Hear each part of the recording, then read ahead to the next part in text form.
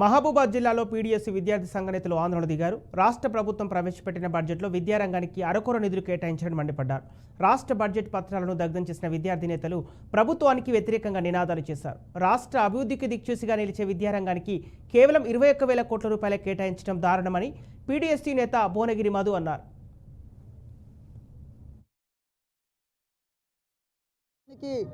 పెద్దపీట వేస్తున్నటువంటి ప్రభుత్వం విద్యారంగాన్ని పెద్దపీట వేయాలంటే దాన్ని ప్రత్యక్షంగా దాన్ని చూడాల్సినటువంటి అధికారులు ఉండాలి.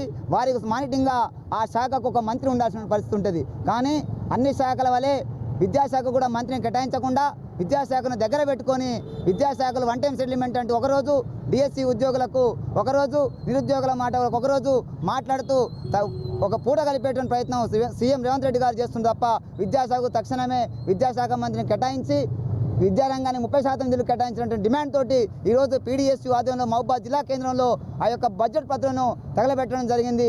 ఈ సందర్భంగా మేము తెలంగాణ రాష్ట్ర ప్రభుత్వానికి మరొకసారి గుర్తు చేసేటువంటిది, మరొకసారి హెచ్చరించేటువంటి విషయం ఏంటంటే విద్యార్థుల ఆగ్రహానికి గురి కాకనేటువంటి పరిస్థితి తెచ్చుకోకుండా విద్యారంగానికి సరిపోయేటువంటి నిధులు కేటాయించి యూనివర్సిటీల గ్రాంట్ను ప్రకటించాలని చెప్పేసి